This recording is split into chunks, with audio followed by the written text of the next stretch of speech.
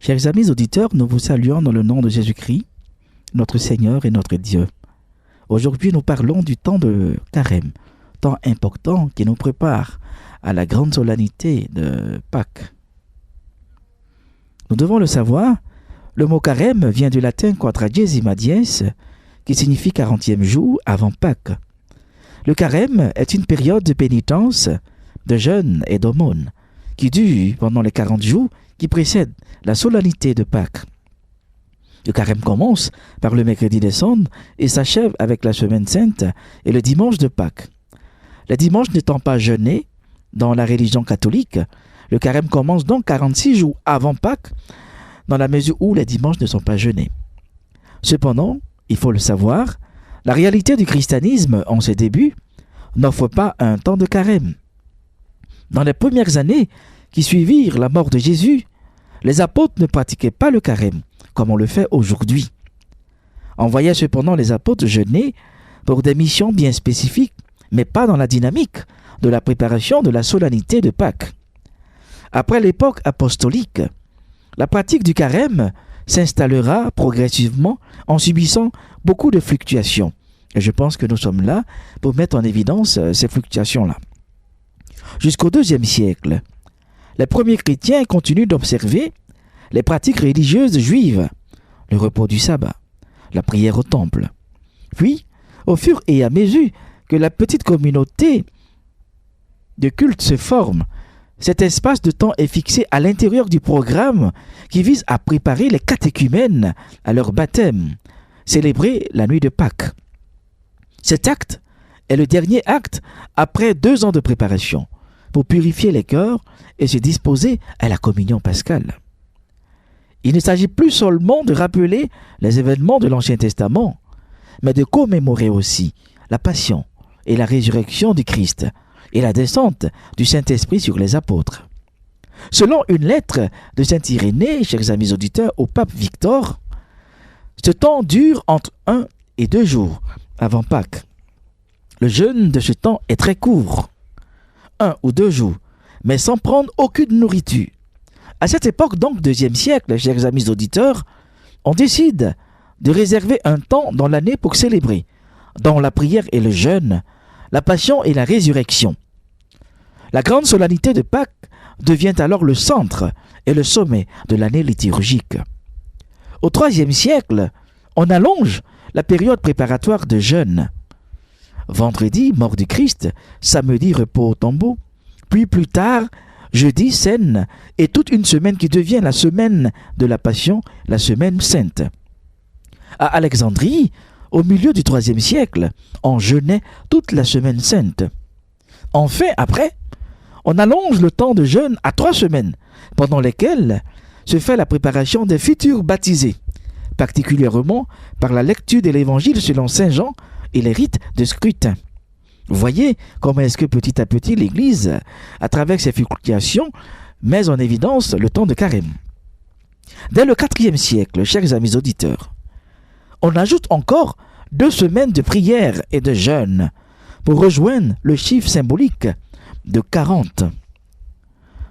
En souvenir des 40 jours de Jésus au désert et des 40 ans de l'exode des Hébreux.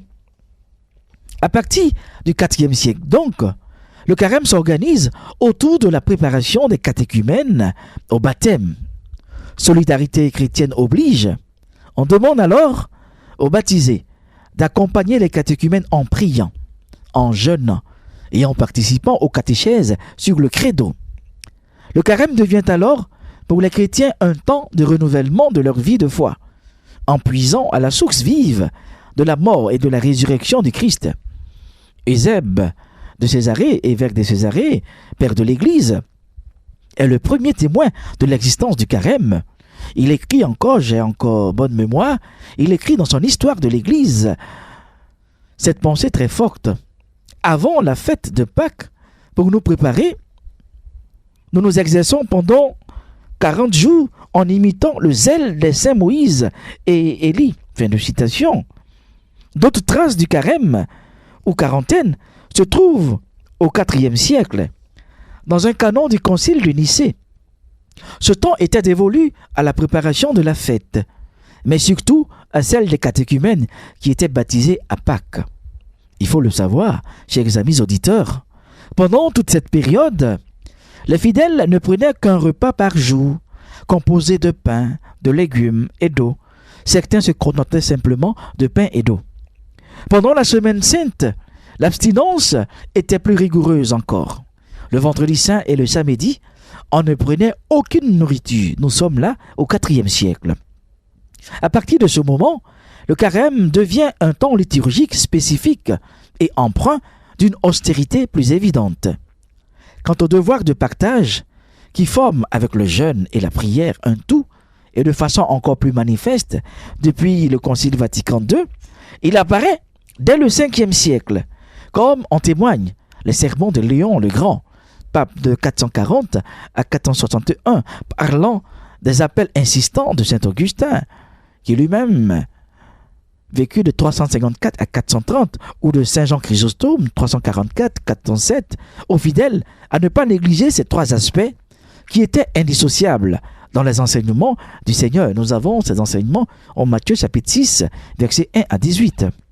Chers amis auditeurs, le sens de cette pratique est pour les fidèles de se souvenir de la retraite que Jésus effectua dans le désert, où il se retira afin de prier et méditer durant 40 jours. Il y fut tenté plusieurs fois par Satan, qui le soumit à plusieurs épreuves afin d'éprouver sa foi. Cet épisode est raconté en détail dans les évangiles de Matthieu et Luc, plus brièvement par Marc et passé sous silence par Jean, et est connu sous le nom de tentation du Christ. Alors, chers amis auditeurs, il faut le savoir, à l'origine, le carême commençait un dimanche, le 40e jour avant le jeudi saint. Le pape Grégoire le Grand, au VIe siècle, a avancé le début du carême au mercredi précédent, puisque les dimanches ne sont pas jeûnés. Le carême commence désormais le mercredi des cendres et s'achève le samedi saint. Au début, vers 591, en ce dies cinerum, c'est-à-dire jour des cendres communément connu sous l'appellation mercredi des cendres, seuls les pénitents publics recevaient la cendre. Les autres fidèles la recevront plus tard, au Xe siècle. Le geste de l'imposition des cendres est hérité de la tradition juive, comme démarche de conversion. Chez les Juifs, la signification des cendres sur la tête était un témoignage de pénitence, témoignage de deuil, témoignage de tristesse. Dès les IIIe et IVe siècles, l'Église faisait ce rite sur la tête des pénitents publics, après avoir entendu la confession publique de leurs fautes, puis elle les chassait de la messe, jusqu'à leur réintégration le jeudi saint. Ce rite est plus ancien que l'origine du mercredi des cendres. Lorsque la pénitence publique tomba en désuétude au Xe siècle, tous les fidèles, chers amis auditeurs, au lendemain du Mardi Gras, demandèrent à les recevoir, de la même façon pour marquer le début du carême, d'une démarche de conversion. Au XIVe siècle, la réception par tous les fidèles est universelle dans l'Église d'Occident avec un jeûne. Depuis 1949, l'Église catholique ne prescrit le jeûne que le mercredi des cendres et le vendredi saint. 2 jours de célébration de la mort. Le rappel de notre propre mort à venir, puisque le jour du mercredi des cendres, le prêtre officiant, revêtu de l'étole et de la chasuble violette, bénit les cendres des rameaux de l'année précédente et trace avec elles, sur le front de chaque assistant, une croix en lui rappelant que l'homme est poussière et retournera en poussière. Et le vendredi saint, anniversaire de la mort de Jésus-Christ sur la croix, nous rappelle que nous devons vivre un temps de pénitence. Chers amis auditeurs, voilà partagé cet enseignement relatif au temps de carême. Je vous remercie. Que Dieu vous bénisse.